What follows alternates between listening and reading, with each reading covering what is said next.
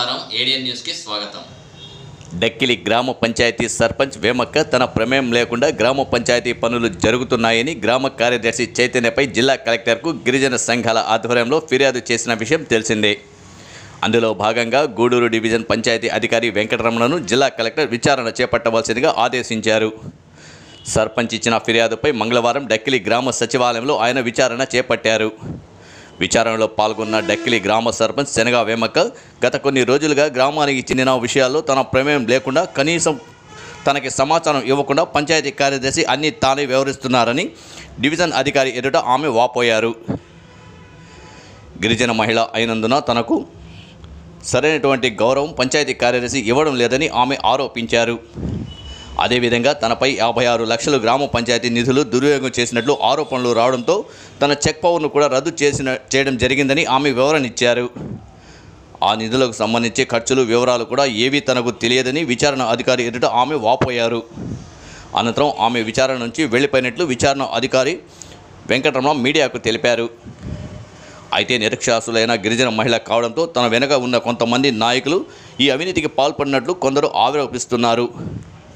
ఈ విషయంపై ఉన్నతాధికారులు నిగ్గు తేల్చి ప్రజాధనాన్ని సద్వినియోగం చేస్తారా లేక కాలం వెళ్లబుచ్చుతారా వేచి చూద్దాం.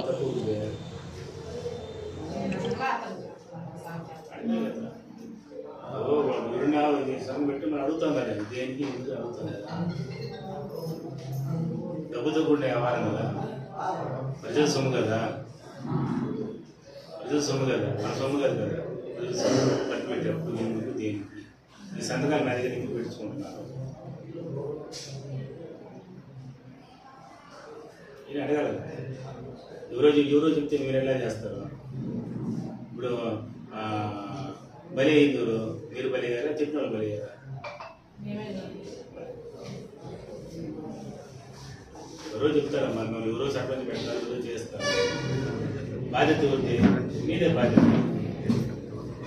ఎందుకంటే సంతకాలు మీరు పెడతారు, ఎంగర్ మీరు పెడతారు, వాళ్ళు పెట్టరు కదా. ఎంగర్ పెట్టేది మీరు, సంతకాలు పెట్టేది.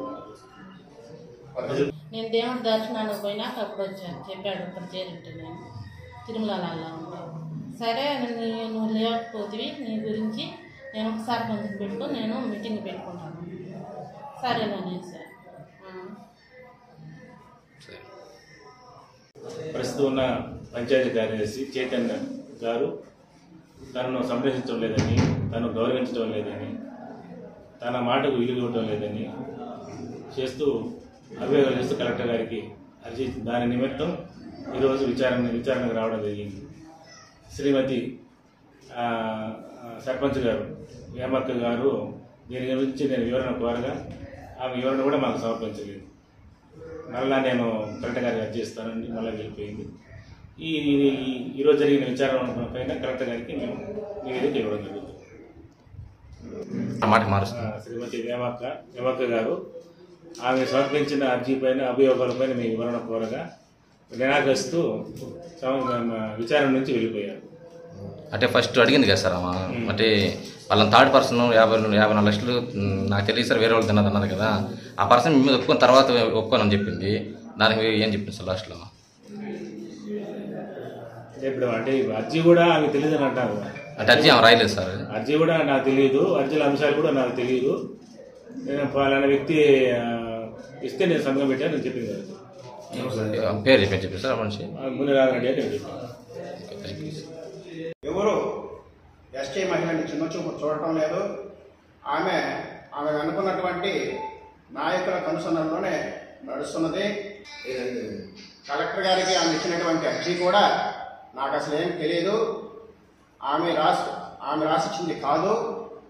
ఎవరో నాయకులు, ఆమె అనుకున్నటువంటి నాయకులు రాసిచ్చి దాని మీద సంతకం పెట్టించుకొని వాళ్ళే స్వయంగా తీసుకెళ్ళి అర్జీ ఇవ్వమంటే నేను ఇచ్చానని ఆమె తెలియపరిచారు సదరు ఆఫీసు వారికి. ఇదే విధంగా ఈ 54 లక్షల రూపాయల దుర్వినియోగం పాలైంది మీరు స్వతహాగా చేశారా, మీరు అనుకున్న నాయకులు చేశారా అని అడగగా నాకేం సంబంధం లేదు, నేను నిరక్షరాస్యతి, నాకు ఎటువంటి చదువు లేదు, నా అనుకున్న నాయకులే ఆమె స్వయంగా ఆమె నోటితోనే మాదిరెడ్డి మునరామరెడ్డి చేశారని చెప్పారు. ఈ 54 లక్షల రూపాయలని వెంటనే రికవరీ చేసి డక్కిలి గ్రామ పంచాయతీకి ఆ నిధులు రికవరీ చేసి గ్రామ పంచాయతీకి అభివృద్ధికి తోడ్పడే విధంగా పై అధికారులు తక్షణమే చర్యలు తీసుకోవాలని మా నక్కిలి గ్రామం తరఫున అందరం కోరుకుంటున్నాం.